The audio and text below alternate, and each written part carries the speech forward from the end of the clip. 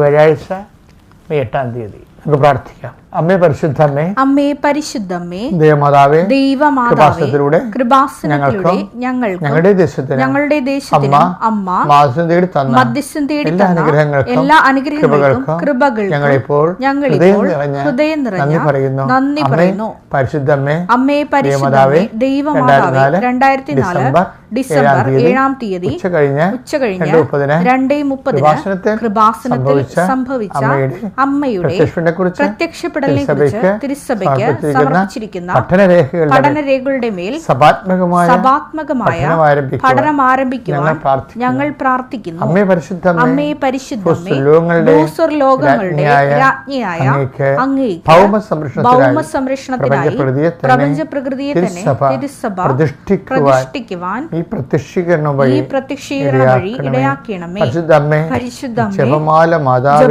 മാതാവേ, സകല പ്രാർത്ഥനകളോടും ചേർത്ത് ഞങ്ങളിപ്പോൾ പ്രാർത്ഥിക്കുന്ന ഈ കുടുംബത്തിന്റെ പ്രത്യേക നിയോഗം. പറമക്കളെ,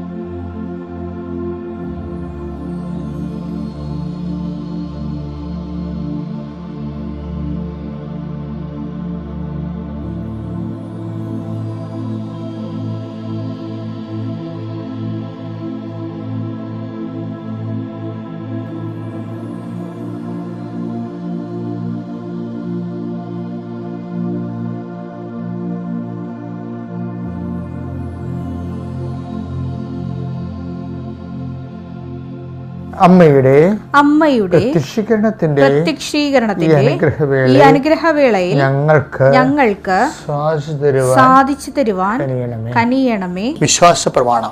സർവശക്തനായ പിതാവും ആകാശത്തിന്റെയും ഭൂമിയുടെയും സൃഷ്ടാവുമായ ദൈവത്തിൽ ഞാൻ വിശ്വസിക്കുന്നു. അവിടുത്തെ ഏകപുത്രനും ഞങ്ങളുടെ കർത്താവുമായ ഈശോമിശിഹായിലും ഞാൻ വിശ്വസിക്കുന്നു. ഈ പുത്രൻ പരിശുദ്ധാത്മാവിനാൽ ഗർഭസ്ഥനായി കന്യകാമറിയത്തിൽ നിന്ന് പിറന്ന് പൊന്തിയോസ് പീലാത്തോസിന്റെ കാലത്ത് പീഡകൾ സഹിച്ച് കുരിശിൽ തറയ്ക്കപ്പെട്ട് മരിച്ച് അടക്കപ്പെട്ട് പാതാളങ്ങളിൽ ഇറങ്ങി മരിച്ചവരുടെ ഇടയിൽ നിന്ന് 3-ാം നാൾ ഉയർത്ത് സ്വർഗത്തിലേക്ക് എഴുന്നള്ളി സർവശക്തിയുള്ള പിതാവായ ദൈവത്തിന്റെ വലതുഭാഗത്തിരിക്കുന്നു.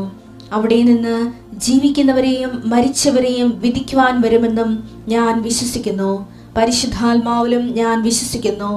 വിശുദ്ധ കത്തോലിക്കാ സഭയിലും പുണ്യവാന്മാരുടെ ഐക്യത്തിലും പാപങ്ങളുടെ മോചനത്തിലും ശരീരത്തിന്റെ ഉയർപ്പിലും നിത്യമായ ജീവിതത്തിലും ഞാൻ വിശ്വസിക്കുന്നു. ആമേൻ. സ്വർഗ്ഗസ്ഥനായ ഞങ്ങളുടെ പിതാവേ, അങ്ങയുടെ നാമം പൂജിതമാകണമേ. അങ്ങയുടെ രാജ്യം വരണമേ. അങ്ങയുടെ തിരുമനസ് സ്വർഗത്തിലെ പോലെ ഭൂമിയിലും ആകണമേ. അന്നു വേണ്ടുന്ന ആഹാരം ഇന്ന് ഞങ്ങൾക്ക് തരണമേ. ഞങ്ങളോട് തെറ്റ് ചെയ്യുന്നവരോട് ഞങ്ങൾ ക്ഷമിക്കുന്നത് പോലെ ഞങ്ങളുടെ തെറ്റുകൾ ഞങ്ങളോടും ക്ഷമിക്കണമേ. ഞങ്ങളെ പ്രലോഭനത്തിൽ ഉൾപ്പെടുത്തരുതേ, തിന്മയിൽ ഞങ്ങൾ രക്ഷിക്കണമേ. ആമേൻ. നന്മ നിറഞ്ഞ മറിയമേ, സ്വസ്തി. കർത്താവ് അങ്ങയുടെ കൂടെ സ്ത്രീകളിൽ അങ്ങ് അനുഗ്രഹിക്കപ്പെട്ടവളാകുന്നു. അങ്ങയുടെ ഉദരത്തിൻ ഫലമായി ഈശോ അനുഗ്രഹിക്കപ്പെട്ടവനാകുന്നു. പരിശുദ്ധ മറിയമേ, തമ്പുരാന്റെ അമ്മേ, പാപികളായ ഞങ്ങൾക്ക് വേണ്ടി ഇപ്പോഴും ഞങ്ങളുടെ മരണസമയത്തും തമ്പുരാനോട് അപേക്ഷിക്കണമേ. ആമേൻ. കർത്താവിന്റെ ഉന്നതമായ നാമത്തിലെ ഈ പ്രഭാതത്തിലെ നിങ്ങളെ ഞാൻ ആശീർവദിക്കുന്നു. കർത്താവിൻ്റെ നാമത്തിലെ ആശീർവാദത്തിലെ ഇന്ന് മുഴുവനും നിങ്ങളുടെ ജീവിതത്തിലെ കർത്താവിൻ്റെ സാന്നിധ്യമായി നിലനിൽക്കട്ടെ എന്ന് പ്രാർത്ഥിക്കുന്നു. കൃപാസ്ഥാനത്താരെ ജീവനോടെ പ്രത്യക്ഷപ്പെട്ട പരിശുദ്ധ അമ്മയുടെ വലിയ മാധ്യസ്ഥം നിങ്ങളുടെ ജീവിത വിഷയങ്ങളെ ഇന്ന് ഏറ്റെടുക്കുകയും നിങ്ങൾ പോകുന്നിടത്തെല്ലാം സഞ്ചാരി മാതാവിൻ്റെ സാന്നിധ്യം സമയബന്ധിതമായി ലഭിക്കാൻ പരിശുദ്ധ മാതാവിൻ്റെ മാധ്യസ്ഥത പ്രാർത്ഥിക്കുന്നു. നിങ്ങളെടുത്തുള്ള ഉടമ്പടിയിലെ ഉണർവോട് ജീവിക്കുവാൻ, സുവിശേഷത്തിൻ്റെ സാക്ഷിയായി അവൻ പറയണപോലെ ചെയ്തുകൊണ്ട് ജീവിക്കുവാൻ കർത്താവ് നിങ്ങൾക്ക് അനുസ്മരണം നൽകട്ടെ. പുതിയ ബോധ്യങ്ങൾ, പുതിയ ഓർമ്മകൾ, ദൈവസ്നേഹത്തിൻ്റെ വക്താക്കളായി സുവിശേഷത്തിൻ്റെ സാക്ഷികളാക്കാൻ, കർത്താവിൻ്റെ സ്വന്തമായി നിലനിൽക്കാൻ ജീവിക്കാൻ കർത്താവ് നിങ്ങളെ സഹായിക്കട്ടെ.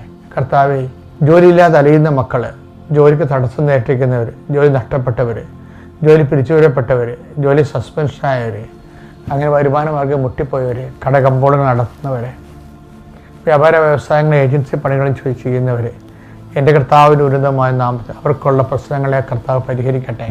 പഠിക്കുന്ന കുഞ്ഞുങ്ങൾ, പരീക്ഷയ്ക്ക് റിസൾട്ട് പ്രതീക്ഷിക്കുന്നവരെ, മത്സരപ്രതീക്ഷ യോഗ്യതാ പരീക്ഷയുടെ അനുകൂലമായ റിസൾട്ടിന് വേണ്ടി പ്രാർത്ഥിച്ചുകൊണ്ടിരിക്കുന്നവരെ, അവരുടെ പ്രാർത്ഥനകൾ കർത്താവിൻ്റെ യോഗ്യതയൊക്കെ ദൈവത്തിൻ്റെ കൃപ കൊണ്ട് നിങ്ങളെ ഉന്നതമായ ഉപരി വിദ്യാഭ്യാസ യോഗ്യരായി തീർക്കാനും നിങ്ങൾക്ക് വീണ്ടും ഭാരപ്പെടുന്ന എല്ലാവിധ റെപ്പറ്റീഷൻസിൽ നിന്നും പരീക്ഷ റിപ്പീറ്റ് ചെയ്യാൻ പോകുന്ന എല്ലാ അവസ്ഥകളെയും കർത്താവ് ഏറ്റെടുക്കട്ടെ എന്ന് പ്രാർത്ഥിക്കുന്നു.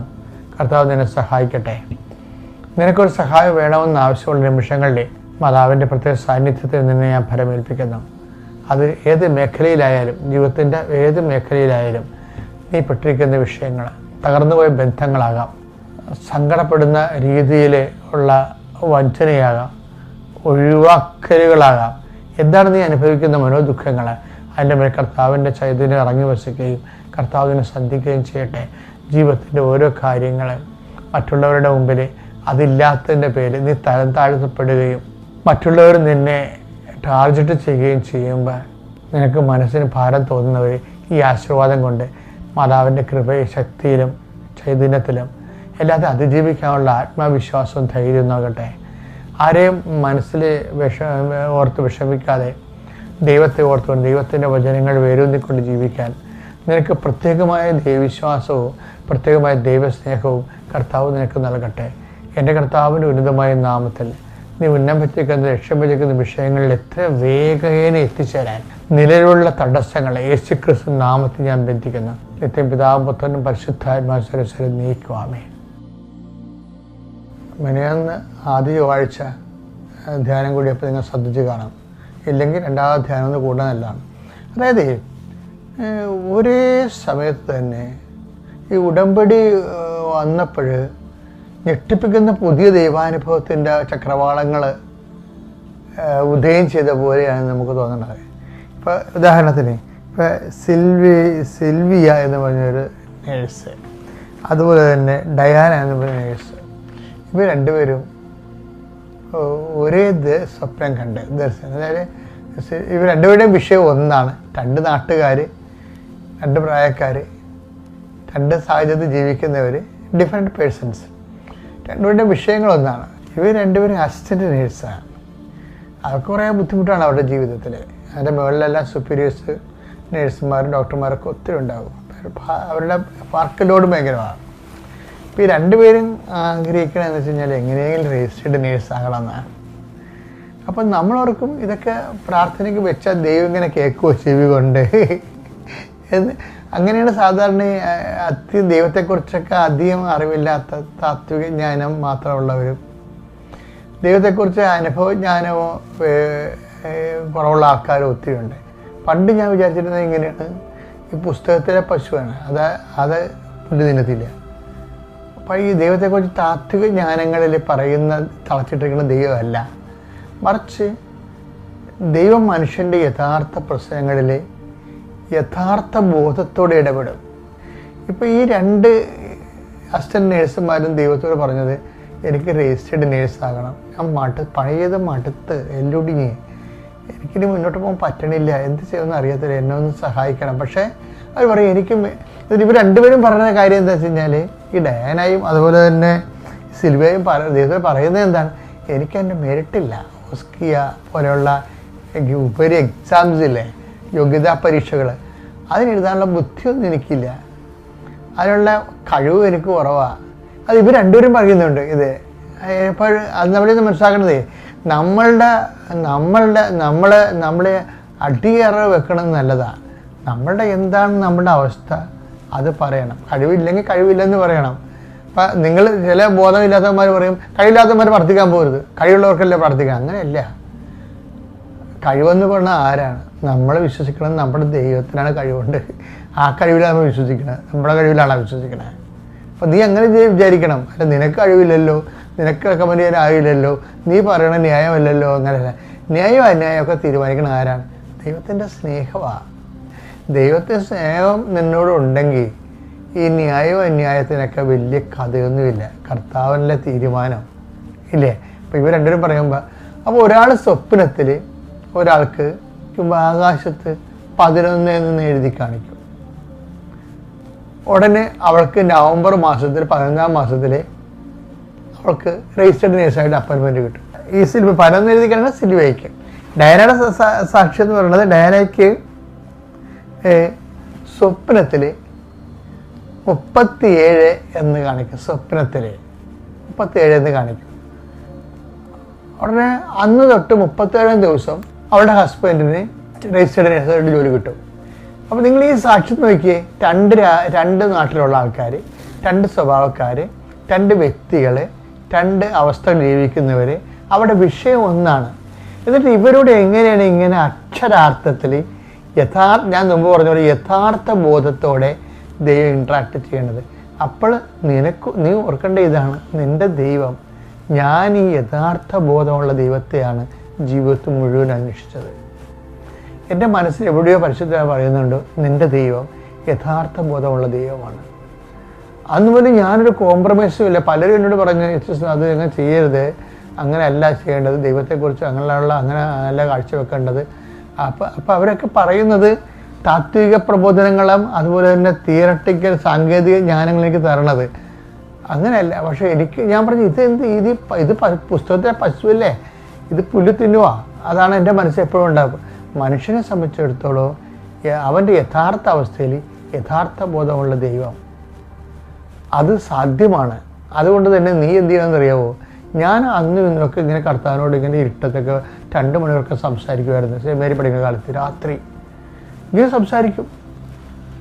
അപ്പോൾ നിങ്ങൾക്ക് എങ്ങനെ കർത്താവിനോട് സംസാരിക്കാൻ പറ്റുമെന്ന്? കർത്താവിനോട് സംസാരിക്കണമെന്ന് നിനക്ക് തോന്നിയാൽ നീ ആ ഒരു പേഴ്സണൽ ഡയലോഗ് സ്റ്റാർട്ട് ചെയ്യണം. അപ്പോൾ ദൈവം ഒരു വ്യക്തിയാണ്, നമ്മൾക്കും അതുപോലെ തന്നെ നിനക്ക് ഉണ്ടാകുന്ന നല്ല കാര്യമായാലും മോശം കാര്യമായാലും. ഇപ്പം നിനക്കൊരു പാപാവസ്ഥ വന്നു, അപ്പം നീ നിൻ്റെ ദൈവത്തോട് പറയണം, എൻ്റെ ഇങ്ങനെ ഒരു അവസ്ഥ വന്നു എന്ന് പറയണം. അത് എന്നിട്ട് അപ്പം നിങ്ങൾക്ക് ദൈവത്തിന് അറിയാൻ പാടില്ലേ? അങ്ങനെ ചിന്തിക്കരുത്. ദൈവത്തിന് അറിയാൻ പാടില്ല എന്നുള്ള രീതിയിൽ തന്നെ അറിയാമെങ്കിലും നീ ഇപ്പം നിൻ്റെ അമ്മയ്ക്ക് അല്ല അപ്പന് നിൻ്റെ അവസ്ഥ, അല്ലെങ്കിൽ കൂട്ടുകാരൻ നിൻ്റെ അവസ്ഥ അറിയാം എങ്കിലും നമ്മൾ അവരോട് സംസാരിക്കുമല്ലോ ആ വിഷയം. അതുപോലെ തന്നെ ദൈവത്തോട് തന്നെ സംസാരിക്കണം. പക്ഷേ ഭയം വേണം.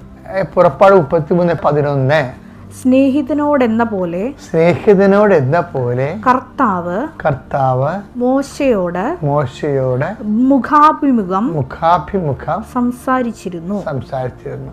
നമ്മൾ എങ്ങനെ ദൈവത്തോട് അടുത്താൻ റവറൻസ് കീപ്പ് ചെയ്യണം, റവറൻഷ്യൽ ഫിയർ കീപ്പ് ചെയ്യണം. അപ്പം അങ്ങനെയാണെങ്കിൽ ഇത് എളുപ്പമാണ്. അതുകൊണ്ട് ഇനി മുതൽ ഒരു പേഴ്സണൽ ഡയലോഗ് സ്റ്റാർട്ട് ചെയ്യാൻ വേണ്ടി നോക്കണം. ദൈവത്തിൻ്റെ ഈ വിഷയത്തിൽ യഥാർത്ഥ ബോധത്തിൽ ഇടപെടും. എന്ത് വിഷയം ഉണ്ടെങ്കിൽ യഥാർത്ഥ ബോധത്തോടെ നീയും ദൈവത്തോട് സംസാരിക്കണം.